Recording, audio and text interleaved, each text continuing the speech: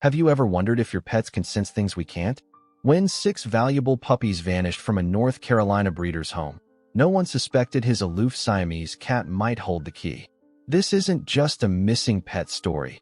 It's a tale of unlikely heroes, corporate secrets, and a bond between species that defies explanation. Hit subscribe and comment where you're watching from. Now, let's discover what really happened when this man's world turned upside down. The afternoon sun cast long shadows across the meticulously maintained lawn of Harold Mercer's modest ranch-style home in Asheville, North Carolina. At 68, the retired engineer-turned-dog breeder stood at his kitchen window, a cup of black coffee cooling in his weathered hands. His steel-gray hair was neatly combed back, and deep lines etched his tanned face, a map of decades spent outdoors with his beloved animals. "Duchess, come here, girl," he called, his voice carrying a gentle authority honed from years of training champion German shepherds. The sleek, black and tan female padded into the kitchen, her intelligent eyes reflecting concern. 6 weeks earlier, she had delivered a litter of 6 perfect puppies, possibly her best yet. Harold had already received inquiries from law enforcement agencies across 3 states, eager to secure these puppies from his award-winning bloodline. "What's wrong, old girl? Missing those pups again?" Harold whispered, stroking her head. The recent emptiness of his kennel felt like a physical ache in his chest. The security system on his refrigerator door blinked with footage from the previous night, footage he had reviewed a dozen times already. Nothing but a slender feline shadow slipping through the yard near midnight. By morning, all 6 puppies had vanished without a trace. Detective Sarah Morrison sat opposite Harold at his kitchen table, her notebook open. "Mr. Mercer, I understand you've been breeding dogs for 20 years. Any enemies? Competitors who might want to sabotage you?" Harold shook his head slowly, watching his Siamese cat Ming slink across the hardwood floor. Nobody would gain anything. Those pups were microchipped, documented with the AKC. They can't be sold legally. His voice cracked slightly. "Since Elaine passed 3 years ago, these dogs have been everything to me. My income, yes, but more than that, my reason to get up every morning." Sarah nodded sympathetically. "We'll check local surveillance cameras, put out alerts. The puppy's distinctive markings should help." Later that evening, as darkness settled over the Blue Ridge foothills, Harold sat on his back porch. Ming jumped onto the railing, her blue eyes seeming to assess him critically. "You know something, don't you?" Harold muttered, studying the cat's inscrutable face. Ming had been Elaine's cat, never particularly affectionate toward Harold. He had kept her after Elaine's death from cancer more out of obligation than affection. Now, as he watched her tail twitch methodically, he felt an unexpected chill. "Where were you last night, cat?" he asked, half-jokingly. Ming's ears flattened briefly before she leapt from the railing and disappeared into the night. Harold sighed deeply, his chest tight with growing anxiety. Tomorrow, he would have to call his waiting list, the police department in Charlotte, the search and rescue team in Tennessee, and the private security firm in Virginia, to tell them their puppies were gone. Each call would chip away at his sterling reputation, built over decades of meticulous breeding and training. As he closed the sliding door, he noticed something strange. One of the puppy's small plush toys had been moved from their kennel to beneath the living room coffee table. He was certain it hadn't been there earlier. "What in heaven's name is happening here?" he whispered to the empty house, a growing sense of unease settling over him like the mountain fog. The first day of spring arrived with an explosion of cherry blossoms and dogwoods throughout the neighborhood, but Harold found no joy in the seasonal rebirth. 3 weeks had passed since the puppy's disappearance, and the investigation had stalled. Detective Morrison's calls became less frequent, her tone increasingly apologetic. Harold stood in his backyard, inspecting the reinforced kennel where he'd installed new security cameras and motion sensors, precautions that came too late. "Mr. Mercer," called a voice from over the fence. Eleanor Whitfield, 73 and president of the Laurel Heights Garden Club, waved a trowel in greeting. "Any news about those beautiful puppies?" "Nothing concrete," Harold replied, forcing a polite smile. "But something strange is happening with Ming." "Your Siamese? What's she up to?" Harold hesitated, aware of how odd it would sound. "She's been collecting things. Puppy things." That morning, he'd found Ming dragging one of Duchess's blankets into the guest bedroom closet. Yesterday, it had been a small rubber ball. The day before, a chew toy. each item carefully relocated from the puppies area to hidden spots throughout the house. Cats are mysterious creatures, Eleanor said knowingly. My late husband always said they have one paw in our world and one in another. Harold nodded absently, his attention caught by Ming slipping through the cat door. The once aloof feline had developed a new routine, disappearing for hours, sometimes entire days, returning only to eat before vanishing again. That evening, Harold followed Ming's path through his backyard with a flashlight. He found small, damp impressions in the mud near his property line, unmistakably puppy paw prints. "This doesn't make sense," he muttered, crouching to examine them. The prints were fresh. The puppies would be almost 12 weeks old now. He touched one impression gently, as if it might connect him to the missing animals. His phone rang, startling him in the darkness. "Mr. Mercer, it's Detective Morrison.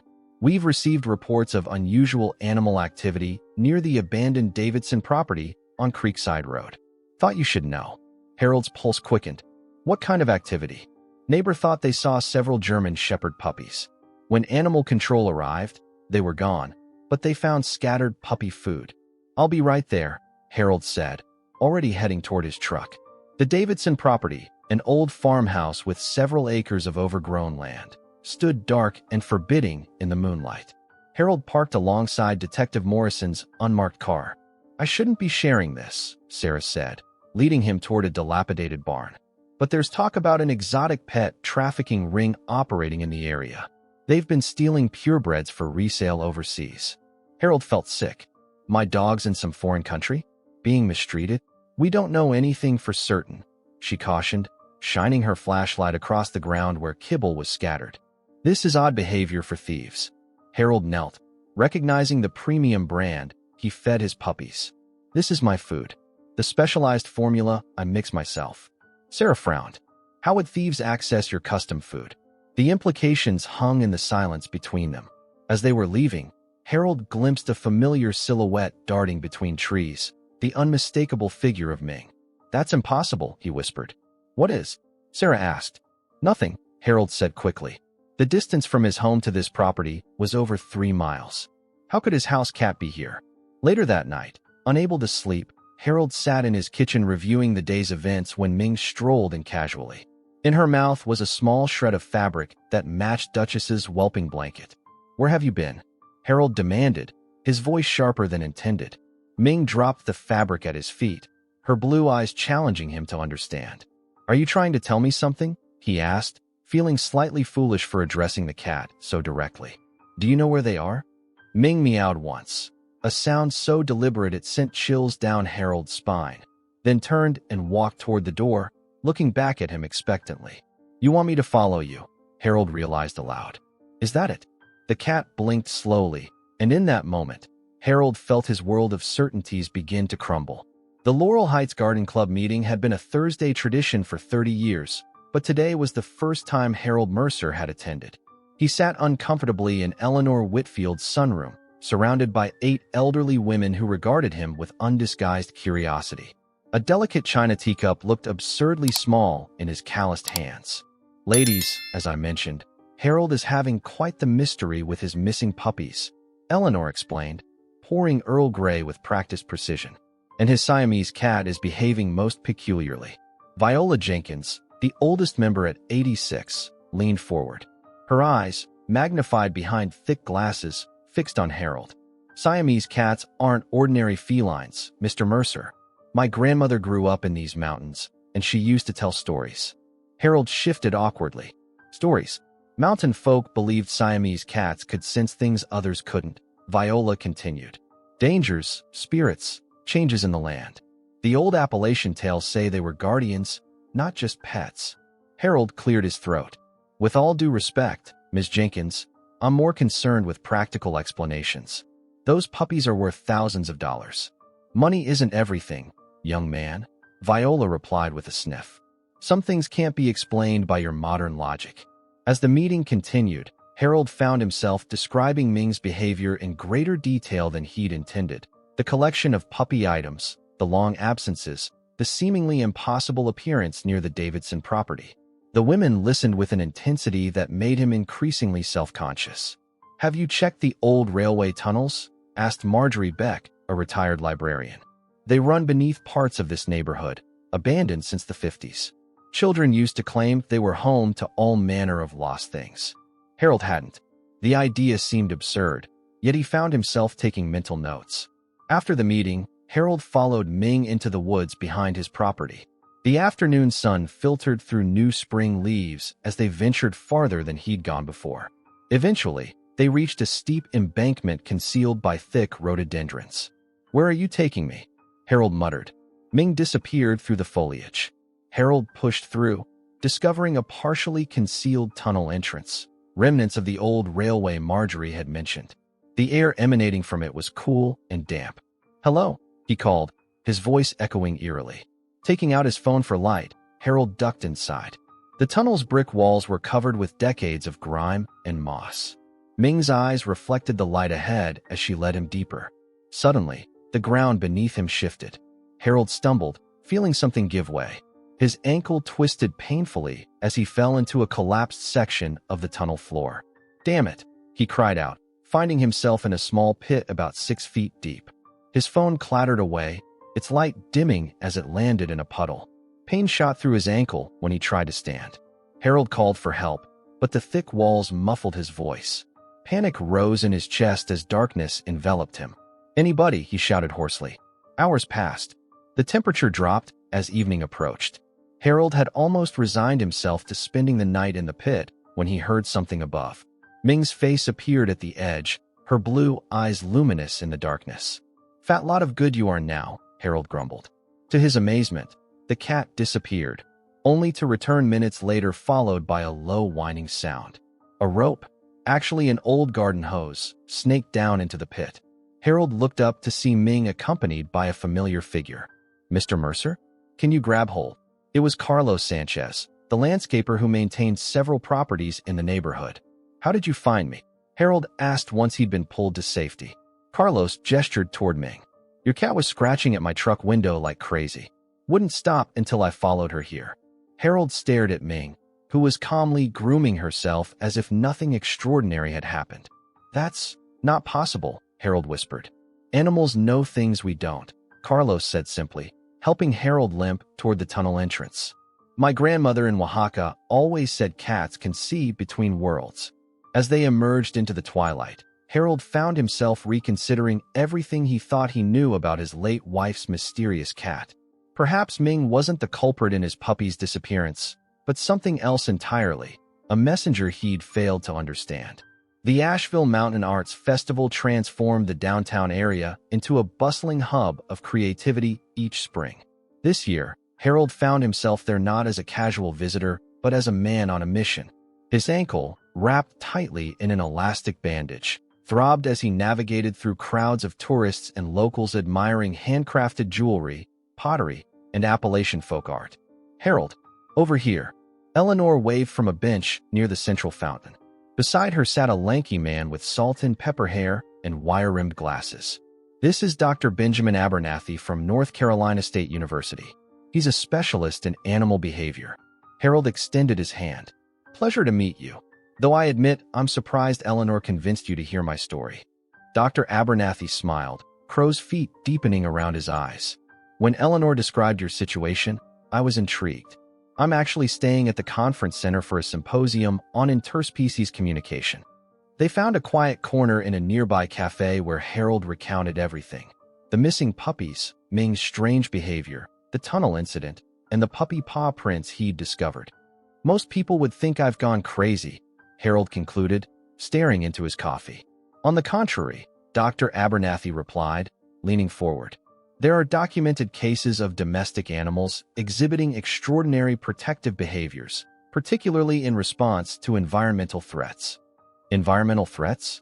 Harold echoed. "Just a theory," the professor said, removing his glasses to clean them. "But have you noticed any changes near your property recently? Construction? New businesses?" Harold thought for a moment. The old Crescent dairy plant was reopened about 4 months ago by some corporate outfit. They've expanded the facility considerably. "Interesting." Dr. Abernathy pulled out a small notebook. "I'd like to propose something, Mr. Mercer. What if we attached a tiny camera to Ming's collar? If she's going to the puppies, we could see exactly where they are and what condition they're in. Harold frowned, his instinctive distrust of technology surfacing.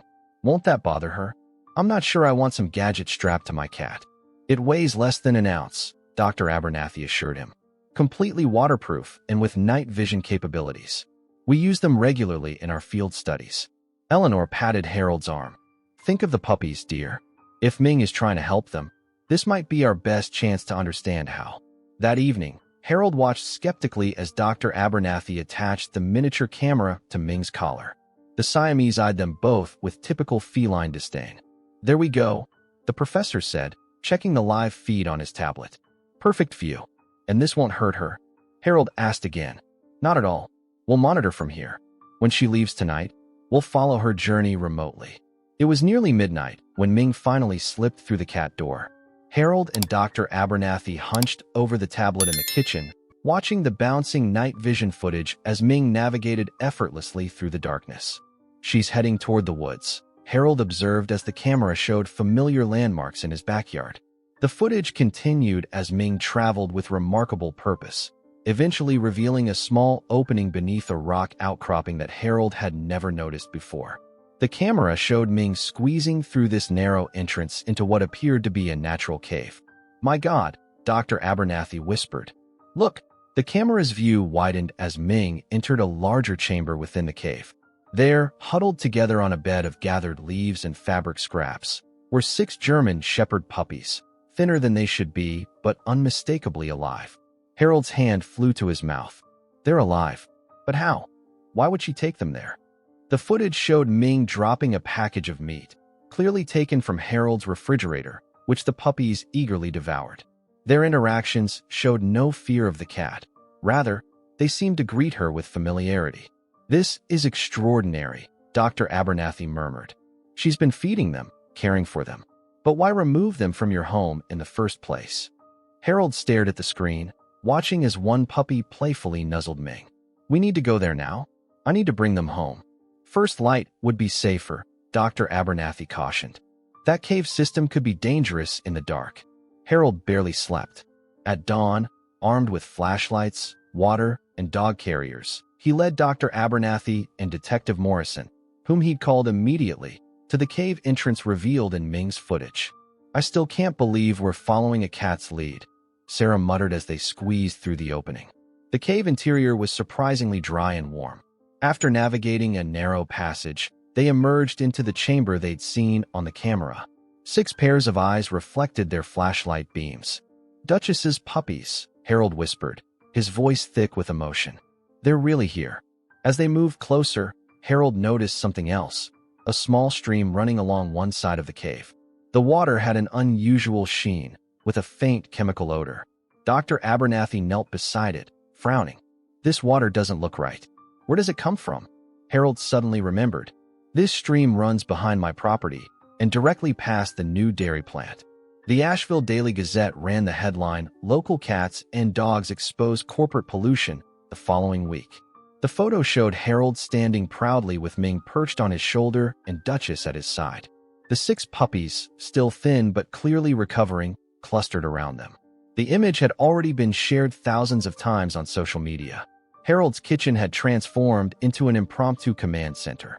Maps of the local watershed spread across his table, marked with red pins indicating water testing sites. Dr. Abernathy hunched over water samples, while Detective Morrison spoke quietly on her phone in the corner. The preliminary tests confirm it, Dr. Abernathy announced, removing his protective gloves. Elevated levels of hexavalent chromium, benzene, and several industrial solvents. The concentration increases dramatically the closer we get to the dairy plant. Harold stared out the window at his custom kennel, now sitting empty. The puppies were currently living in his spare bedroom. He couldn't bring himself to return them to the outdoor space. That explains their symptoms, Harold said. The lethargy, poor appetite. Ming must have sensed it, Eleanor added, setting down a tray of sandwiches for the impromptu team. Animals can detect chemical changes we can't perceive. Sarah hung up her phone with a sigh. The EPA is sending a team, but it could take weeks. Meanwhile, New Frontier Dairy Products is denying everything and threatening legal action against Mr. Mercer for defamation. Let them try, Harold growled, a new fire in his eyes. Those corporate suits have no idea who they're dealing with. That afternoon, Harold sat on his living room floor, watching the puppies play with cautious energy. Ming supervised from atop the bookshelf, her blue eyes ever vigilant. The puppies' behavior remained strange. They stayed close together, startling at unexpected sounds, and showing none of the confident temperament typical of his breeding line. They've gone feral, Harold explained to Dr. Abernathy. 10 weeks in that cave, fending for themselves with only Ming's help. They don't trust humans anymore. They trust Ming, Dr. Abernathy observed, taking notes. It's a remarkable instance of interspecies bonding under stress. Harold reached slowly toward the nearest puppy, a male with distinctive black markings. The puppy backed away, emitting a low growl. Come on, Max, Harold coaxed, using the name he'd selected before their disappearance. Remember me? The doorbell rang, causing all 6 puppies to scatter beneath furniture. Ming hissed from her perch. Eleanor stood at the door with Viola Jenkins and 3 other garden club members. Each carried wicker baskets. We've brought some remedies, Eleanor announced, sweeping past Harold. Old mountain treatments for animals exposed to toxins. Harold started to protest, but fell silent as Viola knelt painfully on the carpet, opened her basket, and began humming a soft, melodic tune. She placed small containers of herbs, honey, and what looked like dried flowers on the floor. Ms. Jenkins, I appreciate the gesture, but I'm not sure. Hush now, Viola interrupted, continuing her humming. To Harold's astonishment, one puppy, little Max, crept cautiously from under the sofa toward Viola's basket. What is she doing? Harold whispered to Eleanor. Mountain singing, Eleanor explained quietly. Appalachian women used it to calm frightened animals for generations, combined with certain herbs that help detoxify their systems. That's not scientifically, Dr. Abernathy began. Look, Harold interrupted. Max had approached Viola's outstretched hand and was cautiously sniffing her fingers, which were coated with a mixture of honey and herbs. After a moment's hesitation, he licked them clean. Good boy, Viola murmured, maintaining her gentle humming. Remember who you are, little guardian. Over the following hours, Harold watched in amazement as the garden club ladies gradually coaxed each puppy into accepting their gentle touch. By evening, 2 puppies had even allowed Harold to stroke their heads briefly. How did you know this would work? Harold asked as the ladies prepared to leave. Viola smiled mysteriously. These mountains hold old knowledge, Mr. Mercer. When you've lived here as long as we have, you learn to listen. That night, as Harold prepared for bed, his phone rang with an unknown number. Mr. Mercer? The voice was smooth, professional. This is Thomas Wilkins, Chief Operating Officer at New Frontier Dairy. I understand you've been making some concerning allegations about our facility. Harold's grip tightened on the phone. They're not allegations when I have the test results to prove it. Yes, well about that. We'd like to discuss a mutually beneficial resolution. Perhaps we could meet tomorrow? Say, with a starting offer of $50,000 to help relocate your breeding operation to a more suitable location? Harold's jaw clenched. You're offering me hush money. I'm offering you compensation for any inconvenience our facility may have inadvertently caused. The alternative is an extended legal battle that neither of us wants. Outside Harold's window, the moon illuminated his property, land his grandfather had purchased in 1947, where he had lived his entire life, where he and Elaine had planned to grow old together. Mr. Wilkins, Harold replied, his voice deadly calm. You clearly don't know who you're dealing with. I'll see you in court and in the press. After hanging up, Harold found Ming sitting at his feet, staring up at him with what he could have sworn was approval. We're just getting started, aren't we? Harold said.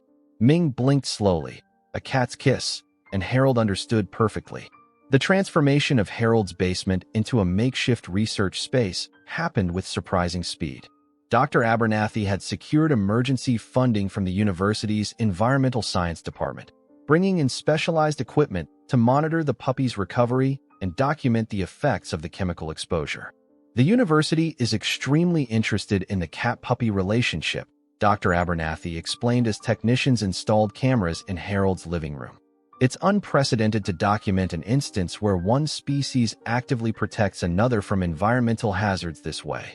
Harold watched uneasily as Ming observed the proceedings from atop the refrigerator. I'm not running a circus here, Ben. These animals have been through enough. I understand your concerns, Dr. Abernathy assured him, adjusting his glasses. But think of the implications. Your case could establish new protocols for detecting industrial contamination through animal behavior. It could save lives, human and animal. Later that afternoon, Harold sat on his back porch with Detective Morrison, watching the puppies cautiously explore the fenced yard. They still moved as a tight unit, but had gradually begun showing interest in their surroundings.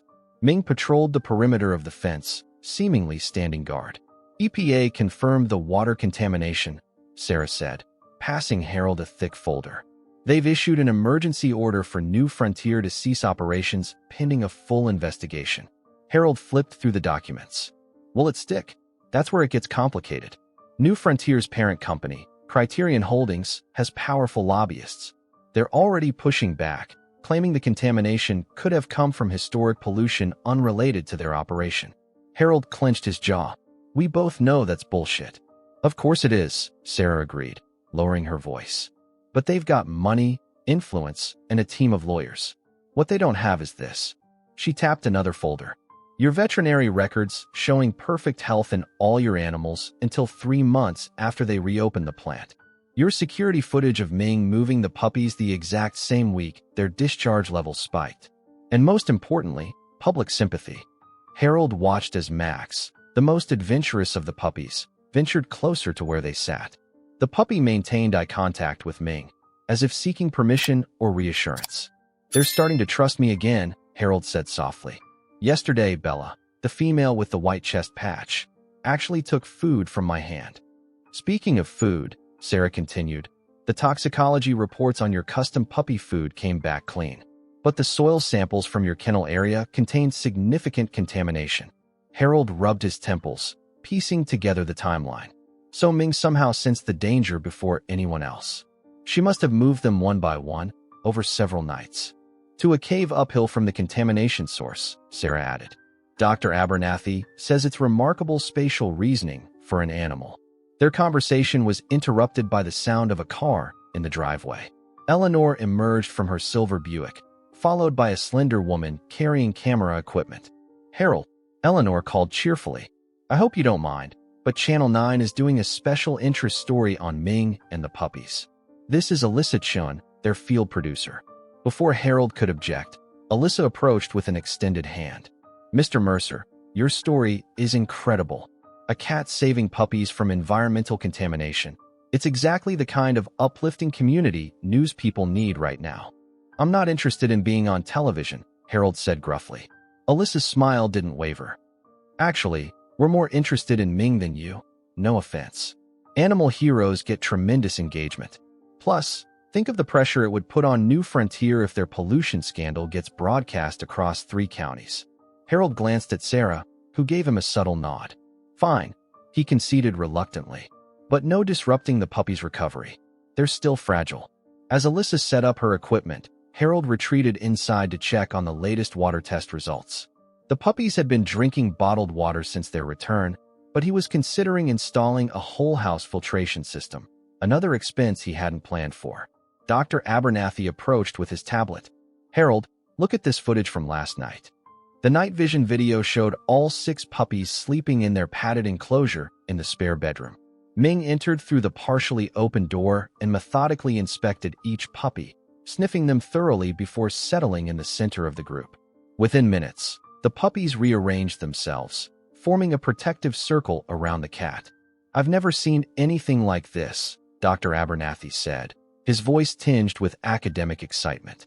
They formed a cross-species pack structure with Ming as the alpha.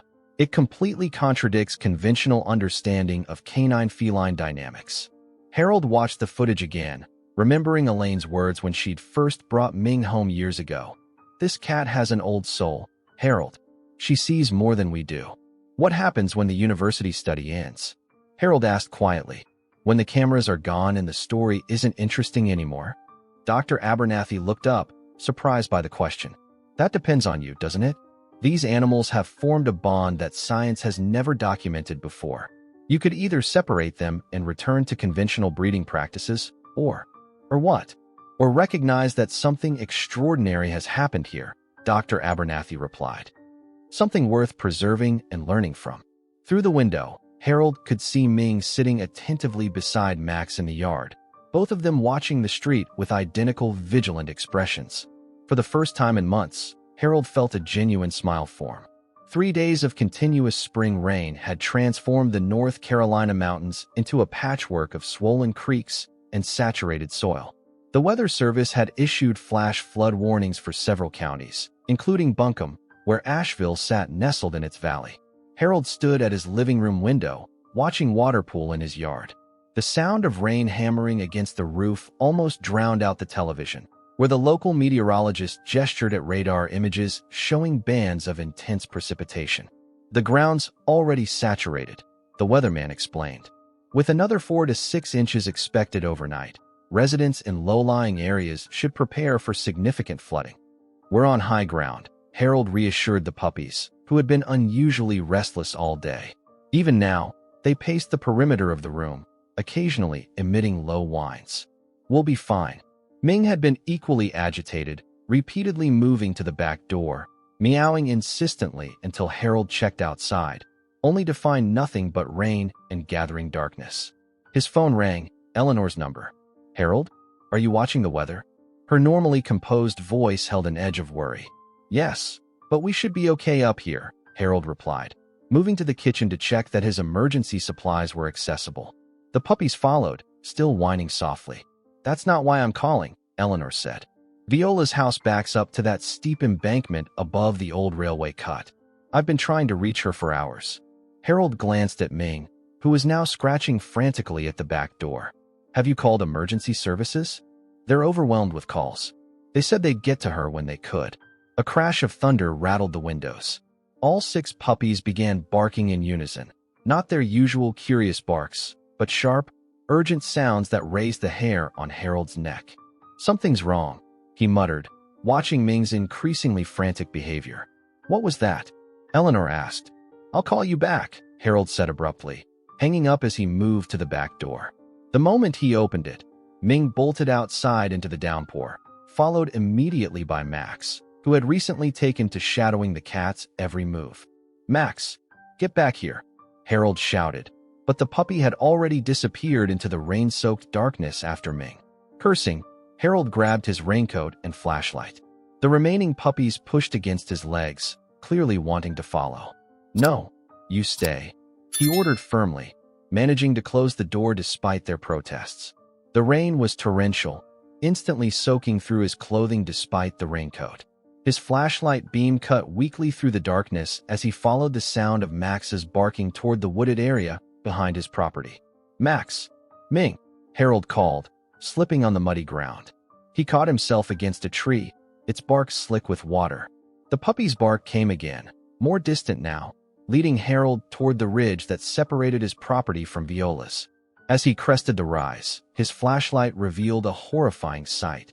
The entire hillside above Viola's small blue house was shifting, mud and debris beginning to slide downward in the early stages of a landslide. Dear God, Harold whispered. Ming and Max stood at the edge of Viola's back porch, both animals making tremendous noise. Ming with uncharacteristic howling meows, Max with continuous sharp barks. Through the curtained window, Harold could see a light on inside. Without hesitation, Harold half ran, half slid down the muddy slope toward the house, nearly losing his footing several times. When he reached the porch, he pounded on the back door. Viola, open up. You need to evacuate immediately. After an agonizing moment, the door cracked open, revealing Viola in a flannel nightgown, her white hair in a braid down her back. Mr. Mercer? What on earth? The hillside is coming down, Harold interrupted urgently. We need to get you out now. A deep rumbling sound punctuated his words, and both turned to see the upper portion of the hillside beginning to give way in earnest, trees tilting at unnatural angles as the saturated soil lost cohesion. My albums, Viola said, turning back toward the house. My husband's letters. No time, Harold insisted, grasping her arm. We have minutes, maybe seconds. Ming darted between their legs into the house, followed immediately by Max Ming. "Max, get back here," Harold shouted desperately. To his astonishment, the animals re-emerged moments later, Ming with a small leather photo album clutched carefully in her mouth, Max dragging what appeared to be a carved wooden box by its handle. "My Edward's letters," Viola gasped, tears filling her eyes. How did they know? Another ominous crack from the hillside ended any further discussion. Harold helped Viola down the porch steps, the animals leading the way as they struggled through the mud toward higher ground. They had barely made it 20 yards when a tremendous roar filled the air. Looking back, Harold watched in horror as a wall of mud and debris engulfed Viola's small house, the structure crumpling like paper beneath the onslaught. "My home," Viola whispered, clutching the photo album Ming had delivered to her. 52 years gone in seconds. They made their way carefully to Harold's house, where Eleanor had arrived with several other garden club members. The women immediately surrounded Viola, wrapping her in blankets and preparing hot tea while exclaiming over Ming and Max's heroic actions. "If not for your animals," Eleanor said to Harold as they watched Viola being attended to, "she would have been buried alive." Harold nodded silently, watching as Ming systematically checked each puppy, who had greeted her return with frantic licking and nuzzling. Max stood proudly beside the Siamese, accepting similar treatment from his siblings. Later that night, as emergency vehicles crowded the street and news crews filmed the devastation of the landslide that had destroyed 3 homes but claimed no lives, Harold sat on his kitchen floor with the animals gathered around him. "You knew," he said quietly to Ming. "Somehow, you knew it was coming." Ming blinked slowly at him, then resumed grooming Max's ears with methodical attention. The polished conference room of New Frontier Dairy Products' headquarters in downtown Asheville stood in stark contrast to Harold's mud-spattered boots and weathered jeans. Around the gleaming mahogany table sat 5 executives in tailored suits, their expressions carefully neutral as Harold settled into the offered chair. Thomas Wilkins, the chief operating officer who had called with the initial hush money offer, sat directly across from him. "Mr. Mercer, thank you for agreeing to this meeting. We're eager to find a resolution that works for all parties." Harold placed a manila folder on the table but didn't open it. "I'm here because my attorney suggested I hear your offer directly before we proceed with litigation." The door opened, and a woman in a crisp charcoal suit entered. "Sorry I'm late, gentlemen. Traffic was difficult with the road closures from last week's landslides. This is Patricia Landry, our Vice President of Community Relations," Wilkins explained smoothly. "She's been instrumental in developing our proposed solution to this unfortunate situation." Patricia smiled with practiced warmth as she took the seat beside Wilkins. "Mr. Mercer, we at New Frontier were deeply moved by the story of your cat saving those puppies. What an extraordinary example of animal instinct." "Cut the bullshit," Harold said flatly. "Your plant poisoned my property, endangered my animals, and contaminated the groundwater of at least 30 homes in my neighborhood." An uncomfortable silence fell over the room. Patricia's smile tightened almost imperceptibly. "Perhaps we should get straight to our proposal," Wilkins interjected, sliding a glossy folder toward Harold. "New Frontier Dairy is prepared to establish the New Beginnings Ethical Breeding Program, with initial funding of $250,000. You would serve as the program director, with complete autonomy over operations." Harold didn't touch the folder. "And in exchange? We would ask that you sign a standard non-disclosure agreement regarding the water testing results, and issue a joint statement clarifying that no conclusive link was established between our facility and any environmental concerns." Harold leaned forward, resting his weathered hands on the table. "So you want me to lie?" "We prefer to think of it as acknowledging the complexity of environmental assessment," Patricia replied smoothly. "Mountain watersheds have complex contamination histories dating back to the Industrial Revolution. Definitively proving a single source is scientifically problematic." Harold opened his manila folder and removed several photographs, laying them on the table one by one. "This is Max, one of the puppies Ming saved. Notice the chemical burns on his paws." Another photo. "This is the cave stream flowing directly from your outflow pipe." A third image. "This is Dr. Abernathy's chemical analysis showing the exact same proprietary chemical signature in both locations." The executives exchanged glances. Mr. Mercer, Wilkins began, his tone hardening slightly. While we sympathize with your situation, you should understand what you're up against. Criterion Holdings has successfully defended against much larger environmental claims than yours. Our legal team employs 36 attorneys specializing in environmental law. And I have 6 puppies, a Siamese cat, and about 30 million viewers who watched them save Viola Jenkins from a landslide on national news last week, Harold countered. Not to mention the EPA and 3 environmental science departments now studying your contamination plume. Patricia leaned forward. Perhaps we're approaching this from the wrong angle. The breeding program funding could be increased to $500,000. Your financial concerns would be permanently resolved. Harold stood abruptly. Ms. Landry, I spent 40 years as an industrial systems engineer before I retired to breed dogs. I designed filtration systems for facilities larger than yours. The equipment you need to properly treat your waste stream would cost roughly $300,000, plus operational expenses. He gathered his photographs, returning them to his folder. You're offering me $500,000 to keep quiet while you continue poisoning my neighbors to save less than that in operational costs. That's not just criminal, it's stupid business. Mr. Mercer, Wilkins began. I'm not finished, Harold interrupted. Here's my counteroffer. Install proper filtration systems, remediate the contaminated soil on my property and any others affected, and establish a health monitoring program for residents in the watershed. Do that, and I won't pursue punitive damages that would likely shut down your facility permanently. That's completely unreasonable, Patricia objected. The cost would be astronomical. Less than what you'll lose when I walk out of here and call the press conference I've scheduled for noon, Harold replied calmly. I believe the headline was Hero Cat Exposes Corporate Pollution Cover-Up. Silence fell over the room. Harold checked his watch. You have 2 hours to contact your parent company and get approval for my terms. I'm going to get coffee. After Harold left, Wilkins swore under his breath. Find out everything about him. There has to be leverage somewhere. Patricia was already scrolling through her phone. His file says he's just a widowed dog breeder. Nobody just stands up to Criterion like that, Wilkins muttered. Get me everything. Financial records, personal history, any skeletons in his closet. 20 minutes later, Patricia returned looking considerably less confident. Sir, Harold Mercer was the lead design engineer for the EPA's Industrial Compliance Division for 20 years before moving to the private sector. He literally wrote the regulatory standards we're currently violating. Wilkins stared at her. Why isn't that in his file? Because he never updated his social media after retiring. He doesn't have an internet presence at all. She hesitated. And there's more. His late wife was Elaine Mercer. Should I know that name?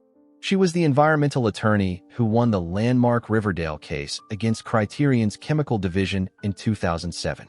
The one that cost them over $200 million in damages and remediation. Wilkins closed his eyes briefly. Get legal on the phone. Tell them we're accepting his terms. The Asheville Community Center's largest meeting room was filled beyond capacity. Folding chairs lined every available space, with people standing 3 deep along the walls. At the front of the room, Harold sat at a table alongside Dr. Abernathy, Detective Morrison, and surprisingly, Thomas Wilkins from New Frontier Dairy. Thank you all for coming, Harold began, his voice amplified by a microphone that seemed unnecessarily close to his mouth. He adjusted it awkwardly. I know many of you have questions about the water testing results and what they mean for your homes and families. A murmur ran through the crowd. Harold recognized faces from throughout his neighborhood. People who had previously only nodded in passing were now hanging on his every word. First, I want to introduce Mr. Wilkins from New Frontier Dairy Products, who has an important announcement regarding their facility operations. Wilkins approached the microphone with practiced corporate poise, though Harold noted the slight tremble in his hands. Good evening. New Frontier Dairy Products and our parent company, Criterion Holdings, are committed to being responsible corporate citizens. We've recently discovered that our filtration systems were not operating at optimal capacity, potentially allowing trace chemicals to enter the watershed. Angry voices rose from the audience. Trace chemicals? Called a man from the back.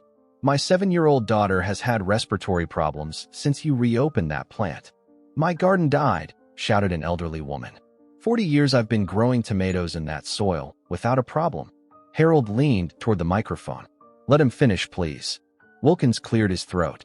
We are immediately implementing a comprehensive remediation plan, including state-of-the-art filtration systems that exceed EPA requirements, soil testing and remediation for all affected properties, and a health monitoring program for residents within a 3-mile radius of our facility. The crowd fell silent, clearly surprised by the announcement. Additionally, Wilkins continued, we're establishing an independent community oversight committee that will have full access to our environmental compliance data and regular testing results. As Wilkins returned to his seat, Dr. Abernathy took the microphone. While this is excellent news, we also need to discuss what we've learned from this situation. The university has been studying how animals detected this contamination before human testing revealed it. The slide screen behind him displayed images of Ming and the puppies. This Siamese cat exhibited extraordinary protective behavior, removing vulnerable puppies from a contaminated environment and caring for them until the danger was addressed. A video began playing, showing Ming leading the puppies through a series of scent detection exercises Dr. Abernathy had designed.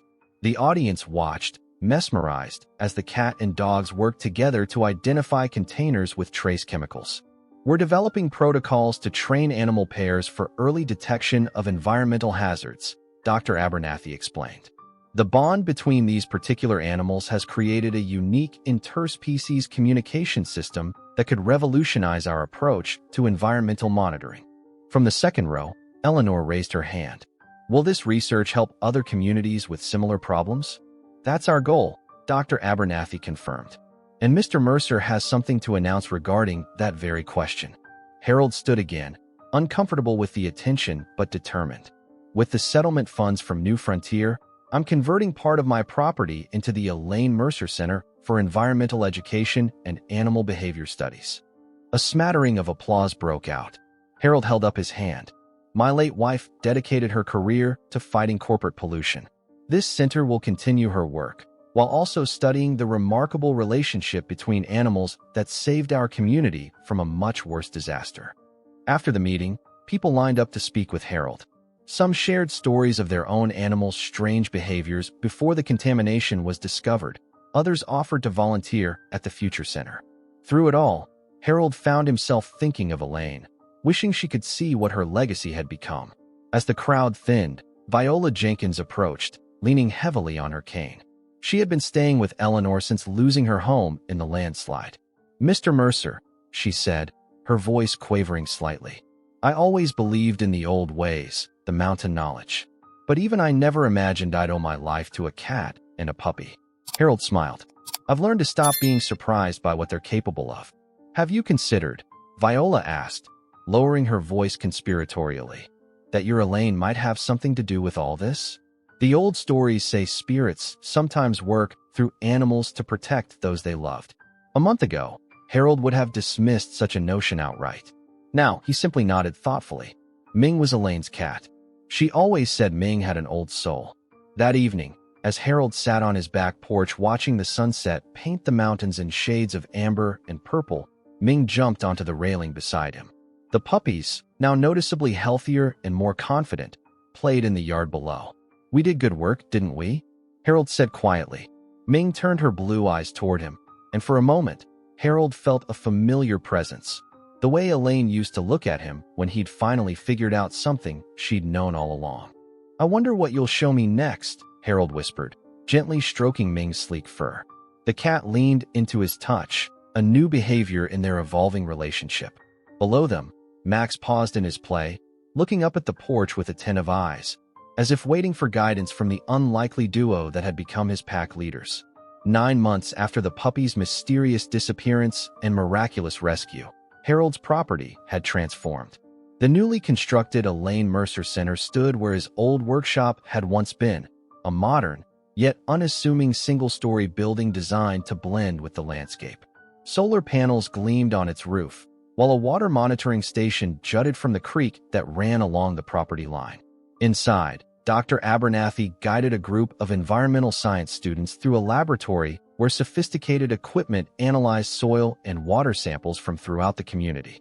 Through a large observation window, visitors could watch Ming and the now fully grown puppies demonstrate their chemical detection abilities. As you can see, Dr. Abernathy explained to the fascinated students. They can detect contaminants at concentrations far below what our instruments can measure. We're still studying exactly how they do it.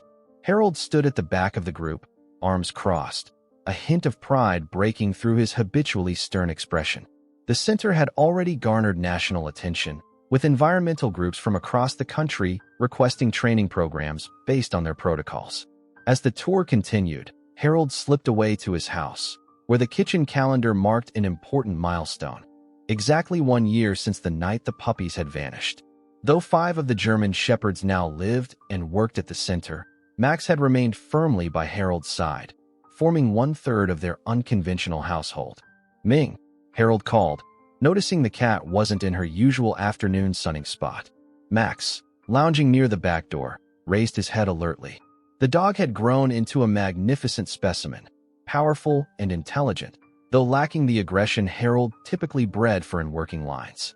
Instead, Max possessed an unusual gentleness and sensitivity that made him particularly effective in their environmental work. Harold moved through the house, a vague uneasiness building as he searched for the Siamese. "Ming, where are you, cat?" Max suddenly bounded to his feet, ears forward, and trotted purposefully toward the guest bedroom.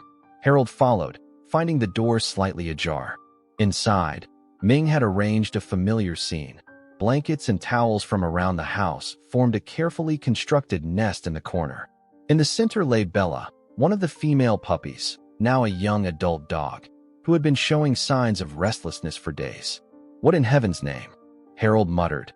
Then understanding dawned as he noticed Bella's heavy panting. "She's in labor. Why didn't anyone tell me?" Ming looked up from where she sat beside Bella, giving Harold a look that seemed to say, "I'm telling you now, aren't I?" Harold rushed to the phone, calling Dr. Abernathy and Eleanor. Within minutes, the guest bedroom became a hive of activity as Eleanor arrived with several garden club ladies, and Dr. Abernathy brought veterinary supplies from the center. "Her vital signs are excellent," Dr. Abernathy reported, examining Bella while Ming supervised with narrowed eyes. "First puppy should arrive soon." "I don't understand," Harold said, running a hand through his hair. "She wasn't bred, at least not intentionally. She's been here at the center every day." Eleanor exchanged knowing glances with Viola. "Remember when she disappeared for nearly 2 days during that training exercise in Pisgah Forest?" Harold did remember. They'd tracked Bella's GPS collar to a remote area where a local shepherd had been grazing his flock, accompanied by several large guardian dogs. At the time, Harold had been too relieved at finding her safe to consider other implications. "Great Pyrenees mix, if I had to guess," Viola commented, setting up additional towels. "Those mountain shepherds raise excellent working dogs." The first puppy arrived shortly after sunset, a cream-colored ball of damp fur that Ming immediately began cleaning before Harold or Dr. Abernathy could intervene. 7 more puppies followed over the next several hours, each one examined carefully by Ming before being allowed to nurse. By midnight, Bella lay exhausted but content, surrounded by 8 healthy puppies. Ming had taken up a position at the edge of the nest, her blue eyes alert as she monitored her expanded family.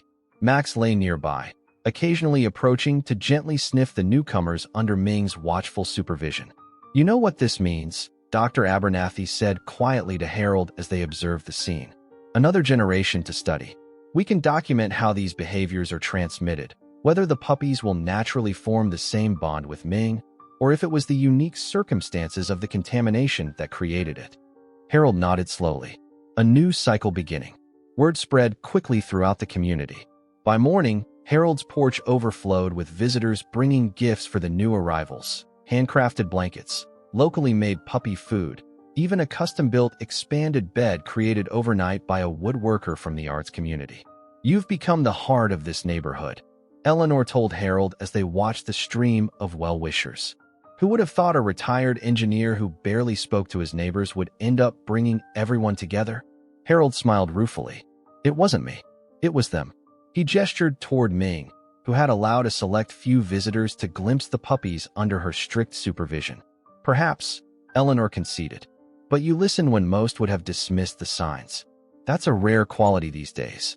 As autumn painted the North Carolina mountains in brilliant colors, the Elaine Mercer Center hosted its first anniversary celebration. Local officials presented Harold with an Environmental Stewardship Award, while New Frontier Dairy, now operating with impeccable environmental standards under community oversight, provided funding for an expanded training program. The highlight of the event came when the doors opened to reveal Ming leading a procession.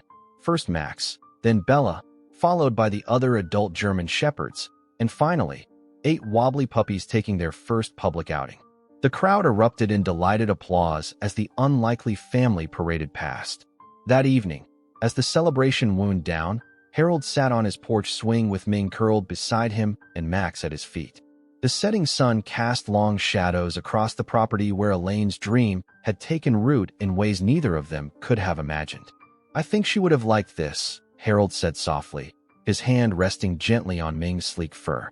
"Not just the center, but seeing how you've created something entirely new here, a different kind of family." Ming blinked slowly up at him, then nestled closer against his side. Below them, the puppies tumbled in the grass under Bella's watchful eye, while visitors from the celebration stopped to marvel at the scene. "The hero cat and her canine family," Harold murmured with a smile. Who would have believed it? But he had come to believe in many things over the past year. In the wisdom of animals, in the power of community, in second chances, and in the peculiar magic that happens when we open ourselves to possibilities beyond our understanding. As darkness fell over the mountains, lights from neighboring homes twinkled like earthbound stars. Harold gazed out at the community that had become his extended family, at the center that carried Elaine's name, and at the remarkable animals that had changed everything. "We did it, Elaine," he whispered to the evening breeze. "We made something beautiful here." Ming's purr deepened in what sounded very much like agreement. Leave a like, subscribe to the channel, activate the bell notification, and if you've watched until here, comment, "I watched until here," and share your opinion about this story. Oh, and don't forget to watch the next video that appears on the end screen. It's very exciting.